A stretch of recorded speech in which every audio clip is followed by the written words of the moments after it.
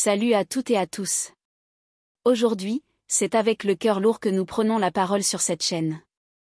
Car ce jeudi 24 avril 2025, une tragédie s'est jouée en plein cœur de la ville de Nantes, dans un lieu que l'on imagine protégé, presque sacré, un lycée. L'établissement privé Notre-Dame de Toute-Aide a été le théâtre d'un acte de violence extrême. Un lycéen, élève dans cet établissement, a poignardé 4 autres adolescents. L'un d'entre eux n'a pas survécu. Un drame qui glace, choque, interroge. Comment une telle violence a-t-elle pu surgir au sein même d'un établissement scolaire? Que savons-nous de l'agresseur? Des victimes? Et que faire, collectivement, pour que cela ne se reproduise pas? Le déroulé défait une scène d'horreur en plein cours. Il est encore tôt ce jeudi matin, les élèves sont en cours au lycée Notre-Dame de Toute-Aide, un établissement privé réputé de Nantes. C'est à ce moment-là qu'un adolescent sort un couteau. Selon les premières informations, il s'en prend à une première élève au 2e étage du bâtiment. La scène est brutale. Inexplicable. Inimaginable. Mais l'attaque ne s'arrête pas là. L'élève redescend, et en chemin, il poignarde 3 autres lycéens. En quelques minutes, l'établissement bascule dans l'horreur. La panique gagne les couloirs, les salles. Des cris. Des pleurs. De l'incompréhension. L'intervention rapide des enseignants. Heureusement, plusieurs enseignants interviennent. Ils parviennent à maîtriser l'adolescent, l'empêchant de faire d'autres victimes. Le calme est partiellement revenu, mais l'onde de choc est immense. Les forces de l'ordre arrivent très vite sur place. Un important dispositif de sécurité est déployé autour du lycée. Le suspect est interpellé.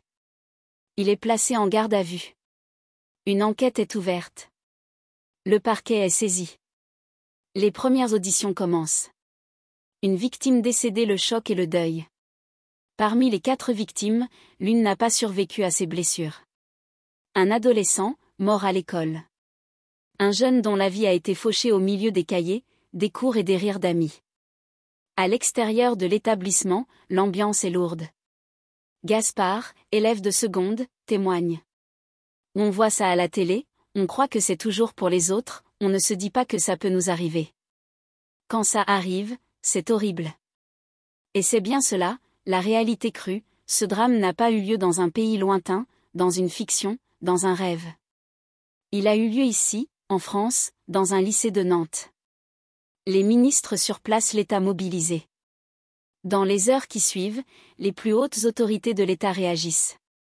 Elisabeth Borne, ministre de l'Éducation nationale, annonce sur X.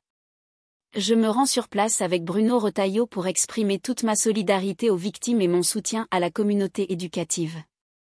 Le ministre de l'Intérieur est également attendu. Un geste symbolique, mais nécessaire. Car aujourd'hui, la communauté éducative est en deuil. Les familles sont bouleversées. Et toute la ville de Nantes retient son souffle. Que sait-on du mobile? D'après les premiers éléments de l'enquête, l'attaque serait survenue après un différend entre l'auteur des faits et certaines de ses victimes. Mais à ce stade, rien n'est confirmé. L'enquête devra établir les circonstances exactes. Il faudra analyser les antécédents du jeune, ses relations, son état psychologique, et comprendre comment un tel passage à l'acte a pu se produire. S'agit-il d'un acte isolé? D'une vengeance? D'un trouble psychiatrique? D'un harcèlement qui aurait dégénéré? Les questions sont nombreuses. Une société confrontée à une violence nouvelle. Ce drame soulève une question que beaucoup d'enseignants, de parents et d'élèves se posent: nos écoles sont-elles encore sûres?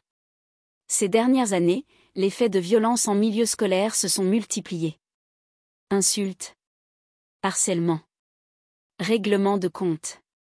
Et aujourd'hui, un meurtre. Un de plus. Un de trop.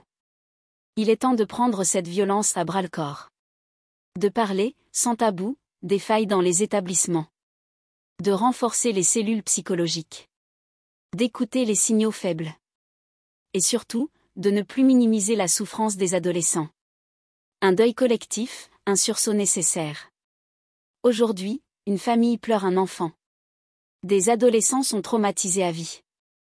Des enseignants se demandent comment ils vont pouvoir continuer à transmettre, à enseigner, à protéger. Ce n'est pas seulement une affaire de police ou de justice. C'est un drame de société, un miroir de ce que nous devons réparer. Ensemble. À Nantes, mais aussi partout en France, nous avons une responsabilité collective. Face à la violence. Face à l'indifférence. Et face à la détresse silencieuse de nos jeunes. Merci d'avoir regardé cette vidéo jusqu'au bout. Si cette vidéo vous a touché, prenez un moment pour la partager. Parlons-en. Écrivons-nous. Ne restons pas seuls. Les commentaires sont ouverts si vous souhaitez réagir ou témoigner. À très vite pour une nouvelle vidéo. Prenez soin de vous. Et surtout, prenez soin des autres.